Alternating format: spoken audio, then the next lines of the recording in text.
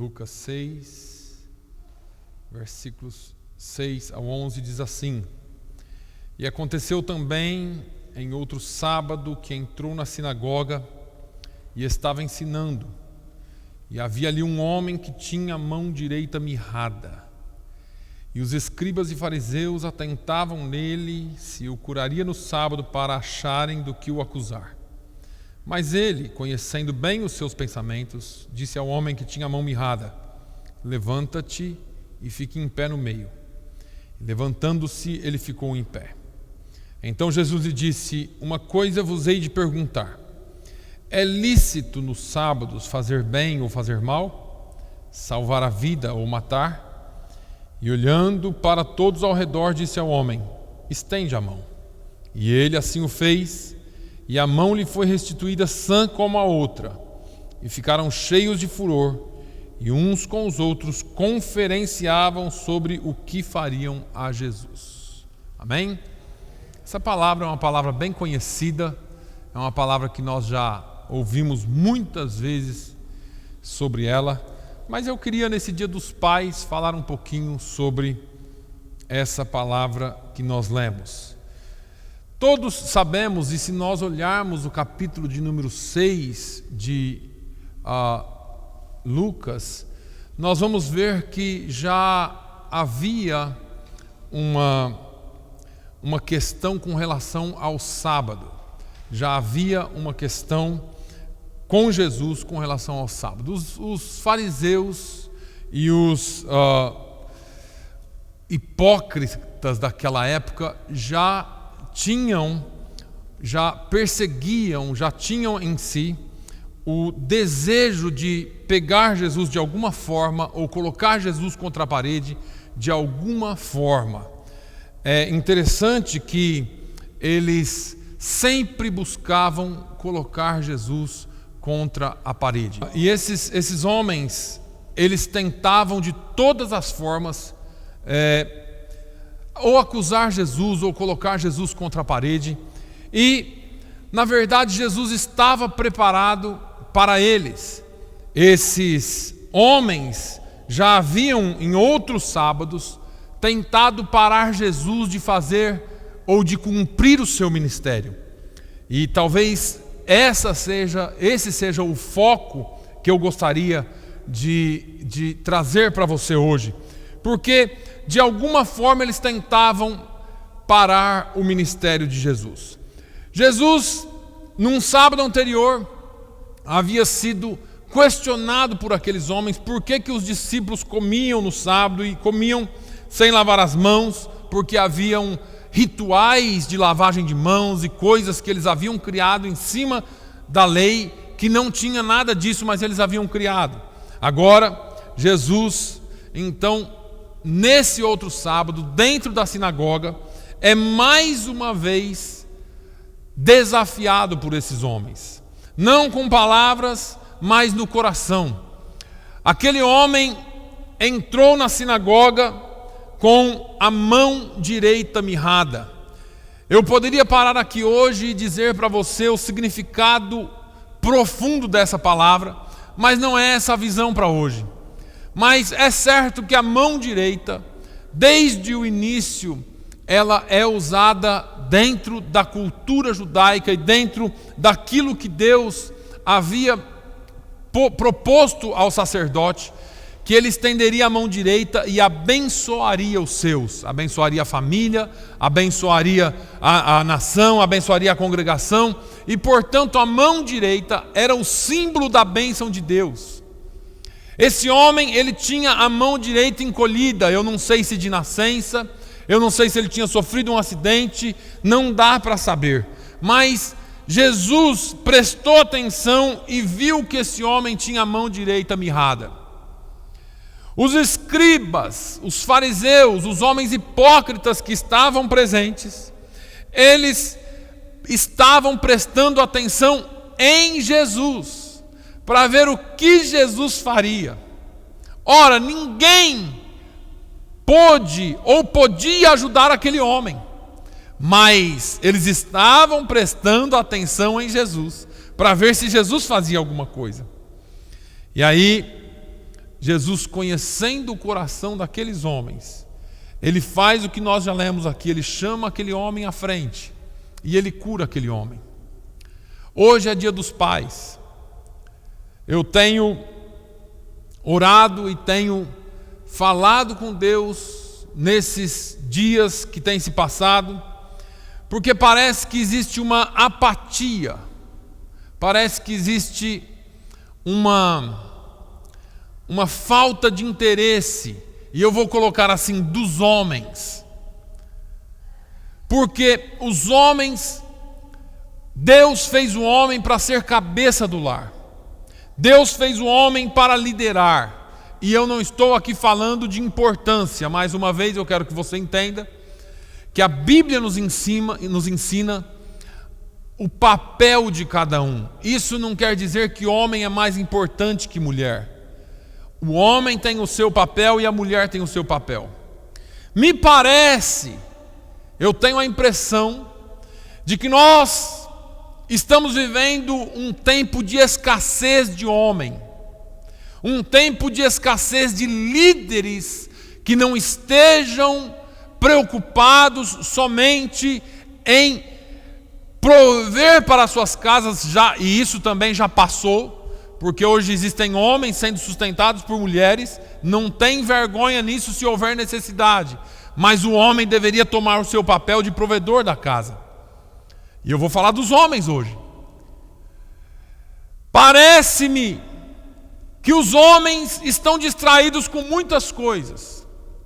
Já é um costume dentro do cristianismo dizer que as mulheres são mais espirituais que os homens. As mulheres oram mais, as mulheres se alegram mais, os homens parecem que estão sempre apáticos. Mas eu queria chamar a atenção dos homens aqui hoje, daqueles que estão me assistindo. Por quê? Porque como esposo, como homem, ou ainda se você não é esposo, mas vai ser, em nome de Jesus, que você entenda que o seu papel não é só trazer comida para dentro de casa. Que você entenda, e isso é difícil porque o diabo nos distrai, o diabo chama atenção, mas você entenda que o seu maior papel é conduzir a sua família para o céu. Jesus começa, ou melhor, Paulo começa falando com a igreja, dizendo: esposas, sujeitai-vos aos vossos maridos, lá em Efésios capítulo 5. Mas ele diz: esposos, amai as vossas esposas, como Cristo também amou a igreja. Esse papel é muito importante. Essa função é muito importante. Pais, não provoqueis os filhos a iras. E quantas vezes nós fazemos isso? Provocar o filho a ira não é deixar o filho nervoso. Porque tem hora que eu falo para o meu filho: filho, faz alguma coisa ali. Ah, pai. Mas ele vai e faz. Mas fica bravo. Mas não é isso que Deus está falando. Deus está falando para os pais não exigirem dos filhos de tal forma que eles percam o coração. Essa é a verdade, essa é a tradução exata. Que eles percam a força. Não, você tem que tirar só Eu lembro uma vez que eu estava muito exigente e minha esposa disse assim: ninguém é bom em tudo. E aí eu me remeti ao passado e vi que eu era péssimo em matemática. Que eu não sei como eu passei de ano, todos os anos em matemática. Acho que alguém me dava uma forcinha lá, porque eu era horrível naquilo. E odiava a história. E isso e aquilo, né? Nós todos tínhamos aqueles problemas. Mas ninguém é bom em tudo. Nós não podemos exigir que as crianças hoje sejam robozinhos. Pais muito exigentes. Pais que colocam o filho na escola, tira da escola, coloca no esporte, tira do esporte, coloca numa música, tira da música, coloca aqui, e o filho não tem tempo de ser criança. E nós estamos crescendo numa sociedade mecanizada, onde a bênção dos pais não está presente, porque as mãos estão mirradas. Temos força nas pernas para trabalhar, forças nos braços para trabalhar, mas na hora de abençoar, as nossas mãos direitas estão mirradas. Nós estamos precisando que Jesus nos chame para o centro de novo. Nós estamos precisando que Jesus diga assim: homem, levanta daí e vem aqui para frente, porque o meu negócio hoje é com você. Aquele dia Jesus não tratou com os hipócritas, Jesus não tratou com ninguém. Jesus tratou com aquele homem que tinha uma mão mirrada, e Ele quer abençoar a sua vida e quer curar a área da sua vida, pai, a área da sua vida, esposo, que precisa ser curada. Jesus, Ele tem prazer em ver a família estabelecida, restituída e cheia de alegria de novo. Fato é que nós perdemos o foco. Eu me lembro, a Bíblia traz diversos e diversos textos sobre isso. Deus chama a Abraão, e eu fico impressionado, porque eu estou estudando estudei um pouquinho sobre Abraão essa semana, e eu fico impressionado como Deus trata com Abraão. Você quer que eu te dê uma palavra aqui hoje? Dentro da família, Deus vai tratar com o homem. E se você, homem, estiver apático, se você, homem, não estiver pronto para ouvir a voz de Deus, você vai ser ou dominado ou distraído por outras coisas. E deixa eu dizer mais, onde o homem não se põe como líder, Deus é obrigado a colocar o papel na mulher. Não é o plano original, mas Deus é obrigado a levantar a mulher, para que a mulher seja líder. Agora, Abraão é chamado, Noé é chamado, Josué é chamado. Ah, pastor, a Bíblia é machista. Não, é a ordem das coisas para Deus. Deus não dá mais importância para o homem. Eu já disse aqui, todos são iguais perante Deus, mas Deus, Ele colocou no homem o espírito de liderança, e se você não tem hoje, Deus quer colocar em você e curar a sua mão mirrada. Falhamos na caminhada, falhamos nas coisas que fazemos, ninguém é perfeito. Abraão, chamado por Deus, Deus faz a promessa em Gênesis 12, reafirma em Gênesis 15, reafirma em Gênesis 17 e cumpre a promessa. E ainda assim Abraão pecou, ainda assim Abraão errou. Deus chama Noé, antes de Abraão ainda, e Deus fala com Noé. Noé constrói a arca, e é lindo que Noé coloca toda a sua família na arca. E eu vou abrir um parênteses aqui, é papel nosso, homens, orarmos pelos nossos filhos. Eu sei que mães oram pelos filhos, avós oram pelos netos, nós, as mulheres, oram pelos filhos, mas nós, homens, precisamos tomar esse papel, essa responsabilidade de orarmos e buscarmos e liderarmos a nossa família aos pés de Cristo. Oração tem resposta. A oração de um justo pode muito em seus efeitos. Esse homem, ele tinha a mão mirrada, e para ele devia ser uma vergonha. O que mais me incomoda hoje é que está cheio de homem com a mão direita mirrada, e eles não estão nem aí. Parece que não está acontecendo nada. Nós precisamos aprender de Deus e em Deus como nos comportarmos, como vivermos para Deus como homens, como pais. É bom chegar no Dia dos Pais e receber um feliz Dia dos Pais, mas é muito melhor você viver a sua vida e ver que aquilo que você fez como pai valeu a pena. Aquilo que você ensinou, aquilo que você plantou, valeu a pena. Pastor, eu errei, nós todos erramos. Mas sempre há um tempo para recomeçar. Esse homem tinha a mão direita mirrada. E deixa eu falar uma coisa para vocês. Nós estamos vivendo um tempo que não são os fariseus e os escribas que estão observando a gente. A Bíblia fala em Hebreus 12 que nós estamos rodeados por uma tão grande nuvem de testemunhas. Essas testemunhas, elas não são só pessoas. Nós estamos rodeados por tudo quanto é tipo de coisa que você pensar, principalmente pelas hostes espirituais da maldade. Pedro fala que o diabo, nosso adversário, anda ao derredor, bramando como um leão, buscando a quem possa tragar. Mas hoje a palavra é para você, é para mim, porque nós precisamos estar atentos. Existe uma nuvem de gente, uma nuvem de demônio observando você, e parece que quando você fala assim, eu vou fazer certo, aí que as coisas pioram. Mas nós precisamos ter aquele que o americano chama de bone arrow, né? Aquele tutano. Tem que ser macho, né? Como dizia um amigo meu muito tempo, tem que ser maranhense macho, tem que ter o manhood, tem que ser homem de verdade. Sabe por quê, irmãos?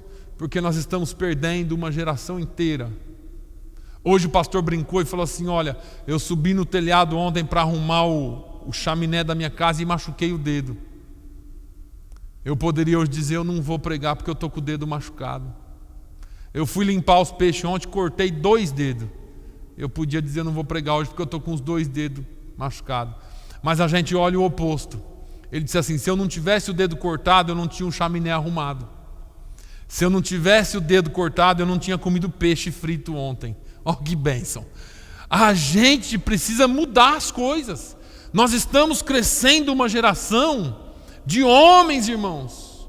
Infelizmente, e eu tenho visto isso, às vezes a criança chega na secretaria, ou eu estou dando aula, a criança fala assim, pastor Adelson, estou machucado, tenho que ir no office. Aí eu vou olhar o machucado, é uma pontinha, um pinguinho vermelhinho assim de algum bichinho que picou. Mas aquilo cortou o coração daquela criança. Não cortou a mão, cortou o coração. E a gente precisaria, não, isso não é nada não. O meu jeito brasileiro, né, às vezes entra em conflito, né? Não, isso não é nada não, você não vai morrer com esse negócio não, você vai morrer com essa mão ainda. E deixa para lá e a criança esquece, tudo bem. Mas se a gente pegar e falar, tadinho, vamos lá, coloca um band-aid, faz isso. Eles crescem sempre querendo um band-aid, sempre querendo uma ajudinha, sempre querendo um carinho, um afago, um chamego. Eu não estou dizendo para você ignorar seus filhos, eu estou dizendo que existe um balanço, um equilíbrio para tudo. E nós homens precisamos da mão direita, pronta e destra para fazer as coisas que Deus nos chamou para fazer. Nós não podemos overprotect, proteger sobremaneira, demasiado mais do que precisa. Quando os nossos filhos arranham o joelho, caem, arranham o cotovelo, aquele negócio feio, você dá uma lavada ali e fala, rapaz, você é homem, você é mulher, levanta aí, vamos lá, porque você sabe que ele não vai morrer por causa daquilo. Mas a gente muitas vezes fica cheio de dedos. Meus irmãos, nós precisamos ser homens de Deus que olhem para os nossos filhos com amor, cuide, mas que também nós possamos criá-los como homens, como mulheres que vão ser a próxima geração. Eu ouvi uma entrevista essa semana de alguém perguntando para um especialista por que nós estamos vivendo esse tempo de jovens muito novos que não conhecem a história, derrubando estátuas nos Estados Unidos inteiro, vandalizando, quebrando o patrimônio alheio. No Brasil a mesma coisa. E esse especialista disse, nós estamos vindo de 20 ou 30 anos de uma educação que não é educação. E por causa dessa educação pública que colocou dentro da cabeça dos nossos filhos o comunismo e o socialismo, eles não sabem o que é trabalhar, ter a força, ter isso, ter aquilo, para conseguir as coisas, para conquistar as coisas. Então eles acham que podem banalizar tudo que os outros construíram. E ele disse, fique preparado vocês, porque essa próxima leva que vem aí, dos empregos, das entrevistas, dos ensinos, vai ser essa geração que nasceu há 30 anos atrás, ou que estava na escola há 30 anos atrás e vem com uma educação sombria. Agora eu preciso te perguntar, onde estavam os pais crentes? Onde estão os pais crentes que investem em tudo que é material, mas não investem na educação cristã dos seus filhos. A sua casa vai colher lá na frente. Eu não estou fazendo propaganda para a nossa escola, não. Mas eu louvo a Deus que nessa igreja tem uma escola cristã. Mas nós temos a obrigação de ensinar os nossos filhos a ser crentes. Agora, deixa eu te dizer, só aquele cultinho ou aquela palavrinha que você dá, se é que dá para os seus filhos, um dia ou outro, e traz na igreja no domingo, não funciona, porque o seu filho passa mais tempo na escola do que com você. Alguns professores estão mudando, transtornando a cabeça deles. E aí nós não sabemos o que acontece com os nossos filhos, porque eles se tornam rebeldes dentro de casa. Sabe o que é isso? Falta de pai e mãe. E eu vou colocar a culpa nos pais, no pai. O pai tem que acompanhar, o pai tem que saber o que está acontecendo, o que está aprendendo. E nós vivemos ainda numa nação livre. Nós temos direito de questionar, sim. Pastor, mas nós somos imigrantes. Mas aqui todo cidadão é igual perante a lei. Você tem o direito de questionar o que seu filho está aprendendo. E se você não gostar, você tem direito de recusar. E se você preferir, melhor ainda, coloque o seu filho numa escola cristã que vai ensinar as coisas de Deus para ele. O que isso tem a ver com a mão mirrada, pastor? Nossos homens têm a mão mirrada. Abandonaram a família. Abandonaram na oração, porque nós oramos pelos nossos filhos 2 minutos e pensamos que estamos fazendo um favor grande para Deus e para eles. Aliás, a nossa oração é de 2 minutos, no total. Nós não temos tempo para orar. Nós não temos tempo para ler a Bíblia. Nós não temos tempo para um devocional com Deus. A maioria dos homens estão preocupados em trabalhar e ganhar dinheiro e comprar e ter para o futuro. Mas deixa eu te dizer, você está vivendo aqui como se isso fosse eterno, mas existe um Deus que deixou uma promessa: nós não somos daqui e Ele virá para nos buscar. A primeira coisa que Deus vai cobrar de você depois da sua vida espiritual, homem, é a sua família. Há uns meses atrás, eu falei para minha esposa: eu não sei você, mas eu vou fazer um propósito com Deus sobre a minha família, sobre os meus filhos. E eu tenho feito, e ela também tem feito. E nós temos orado pelos nossos filhos. E o Senhor tem guardado a nossa casa por causa da oração. Faça, homem, hoje um compromisso com Deus pela sua família. Faça, homem, hoje um compromisso com Deus pela sua vida espiritual.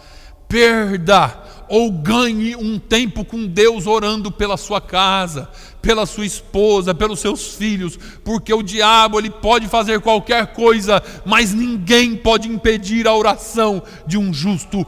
Ore, tenha uma mão direita estendida para abençoar, não só para criticar. Tenha a mão direita estendida para trazer bênção para a sua casa. Que nessa manhã o Senhor Jesus cure a sua mão direita para que você abençoe a sua família. E conforme nós crescemos e o nosso braço direito está firme para abençoar, nós também abençoamos a obra de Deus. Sabe por que nós temos mais mulheres envolvidas com o ministério e com as coisas da igreja do que homem? E isso não está errado, eu não estou criticando. Mas sabe por que existe círculo de oração feminino e não existe círculo de oração masculino? Já se perguntou? Ah, pastor, é porque o homem trabalha e mulher fica à toa em casa. Irmão, eu não troco o meu trabalho com o da minha esposa de jeito nenhum. Nem que ela quisesse. Você está louco, aquilo ali é para morrer. É todo dia e nunca acaba o serviço. Nunca acaba o serviço de casa. A gente acha que vai para o serviço e chega em casa quebrado. O dia que eu fico em casa para ajudar minha esposa, eu fico mais quebrado do que se eu tivesse o quebrado do serviço. Então, eu prefiro ficar quebrado no serviço. E olha que eu não ajudo muito, eu reconheço. Mas, gente, Nós precisamos tomar a nossa posição. Por que que tem mais mulheres envolvidas com as coisas de Deus? Ah, pastor, isso aí é desde os tempos de Jesus. Você está certo. A Bíblia fala aqui das mulheres que serviam Jesus com seus bens, as mulheres que acompanhavam. Nos pés da cruz, todo mundo fugiu, todos os homens fugiram, só João ficou, mas as mulheres estavam ali. O diabo, ele tem distraído os homens. E a gente pensa que trabalhar é o suficiente. Eu já disse aqui, colocar comida dentro de casa não é suficiente. Deus nos chamou para sermos líderes espirituais da nossa família, da nossa casa em primeiro lugar. O primeiro ministério nosso começa em casa. Aí, Jesus chama o homem para o centro da sinagoga. Fique em pé aqui no meio, Jesus fala. Eu não sei se vocês conhecem, mas sinagoga tem um modelo circular. As pessoas ficam, a maioria das sinagogas tem um modelo circular. Jesus colocou o sujeito lá no meio. E Jesus então disse: uma coisa vos hei de perguntar. É lícito nos sábados fazer bem ou fazer mal? Jesus aqui estava perguntando para os fariseus. Salvar a vida ou matar? E olhando para todos ao redor, disse ao homem: estende a mão, e assim o fez. Eu quero que você coloque o seu foco. Eu falei na quarta-feira, se você teve a oportunidade de assistir a live, na quarta-feira eu disse que Jesus colocou o foco em almas sempre, em pecadores sempre. Jesus, ele não colocou, por mais que os fariseus desafiassem Jesus, o foco dele não era os fariseus. O foco de Jesus eram almas, eram os pecadores. O foco desses homens estava trocado. E principalmente desse homem, porque ele vivia debaixo de uma vergonha, talvez. Então Jesus traz ele para o centro e restaura a vida dele. E esse é o foco de Jesus, para que nós tenhamos também a nossa vida restaurada e coloquemos o nosso foco na coisa certa. Jesus quer que nós, homens, pais, coloquemos o nosso foco na coisa certa, irmãos. E a coisa certa para Deus são almas. São almas. Eu me lembro do nosso evangelismo nas ruas aí, sempre teve mais mulher que homem. Eu me lembro dos nossos envolvimentos aqui. Não tem tanto mais mulher que homem, mas algumas mulheres falam muito mais e fazem muito mais do que alguns homens. E eu não estou criticando, eu só estou mostrando a realidade. Irmãos, homens, nós precisamos ser restaurados. E deixa eu te falar uma coisa.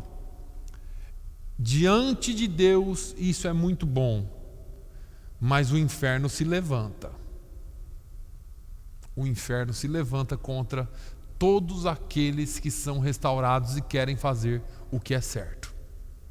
Esse homem foi restaurado. Imediatamente, aqueles que estavam na sinagoga começaram a, cheios de furor, conferenciavam, davam de cotovelo: o que nós vamos fazer com esse cara que está restaurando os homens? A igreja do Senhor Jesus, e eu vou encerrar por aqui, a igreja do Senhor Jesus, quando começar a marchar triunfante, restaurando vidas, nós vamos incomodar o inferno. Sabe por que nós não incomodamos tanto o inferno? Porque vai tudo bem? Porque a gente não representa muito perigo, não é? A igreja que não representa perigo, o homem, a mulher que não representa perigo para o inferno, está tudo bem. A hora que você representar algum risco para o inferno, o inferno se levanta, mas nós estamos calçados e baseados na palavra de Jesus, que disse: as portas do inferno não prevalecerão contra a igreja. Ele disse: eu edificarei a minha igreja. Deixa eu te dizer uma coisa, Ele é o edificador, Ele é o dono da igreja e Ele é o protetor da igreja. Nunca se esqueça disso. Se você estiver andando de acordo com o que Deus tem para você, Deus vai proteger a sua vida, a sua casa, e Ele vai edificar a igreja dele sobre a terra. Nós estamos vivendo em tempos difíceis, tempos de medo, de temor, mas o Senhor nos chama para uma restauração. Pastor, eu quero receber essa oração hoje. Eu não vou orar por você. Eu já oro por você. Eu me lembro de Moisés e a congregação de Israel parada em frente ao Mar Vermelho, montanha de um lado, montanha do outro e exército de Faraó atrás. E Moisés começou a orar e a clamar: meu Deus, tem misericórdia, o Senhor nos trouxe aqui e tal. E Deus falou: Moisés, por que clamas a mim? Em outras palavras, está orando por quê, Moisés? Está vendo a situação? Diga ao meu povo que marche. Deixa eu te dizer uma coisa, oração é muito bom, é necessária, mas oração sem ação não tem nada. Você ora e age, oração, ora e age, não espera cair do céu, ora e veja Deus trabalhando na sua vida, ora, faça aquilo que Deus te chamou para fazer e seja restaurado em nome de Jesus. Esse homem foi restaurado, porque quando Jesus disse assim, eu não sei o nome dele, mas poderia ser José, o José olhou, vem aqui no meio. Vou não. O que vão pensar de mim? Vou não, eu já estou acostumado com essa minha deficiência. Talvez você já se acostumou com a situação que você está vivendo. Mas Deus te chama hoje, homem, para ser restaurado. É uma atitude sua diante de Deus. É você dizer para Ele: Senhor, eu quero, eu preciso e eu vou ser restaurado em nome de Jesus. O Senhor te chama para a restauração. O Senhor te chama para um momento com Ele. É tempo de nós entrarmos no secreto com Deus e fazer o que Jeremias 33:3 diz: clama a mim e responder-te-ei, anunciar-te-ei coisas grandes e firmes que não sabes. Tempo de restauração de mãos mirradas. A mão da bênção o Senhor quer restaurar na sua vida. E quando Ele restaurar a sua vida, e eu sei que Ele vai, seja um abençoador da sua casa em primeiro lugar, da casa de Deus e de vidas aí fora, em nome de Jesus. Feliz Dia dos Pais para vocês. Que Deus abençoe e guarde a cada um de vocês em nome de Jesus. Senhor, eu te agradeço, eu te louvo pela tua palavra, que é simples. E às vezes nós não temos condições de nem nessa simplicidade comunicarmos aquilo que nós queremos comunicar. Mas eu te louvo, Senhor, porque é o teu Santo Espírito que fala. É o teu Santo Espírito que vem dentro dos nossos corações para trazer restauração. Pai, restaura as nossas mãos direitas que estão mirradas. Restaura os nossos papéis, as nossas responsabilidades como pais, que pelo tempo, que pelo diabo, que por qualquer situação foi mirrada, está encolhida, fraca. Meu Deus, restaura as mãos dos homens aqui no nome de Jesus. Não para trabalhar somente, porque eu sei que todos aqui são homens de trabalho. Restaura esses homens para ser bênção nas suas casas, para ser bênção para os seus filhos, para as suas esposas, para as suas famílias de modo em geral, e para que eles, ó Deus, sejam bênção na tua casa também, e bênção onde quer que eles estejam. Senhor, visita também as nossas famílias, as nossas esposas e filhos, e que o teu nome seja glorificado em nome de Jesus.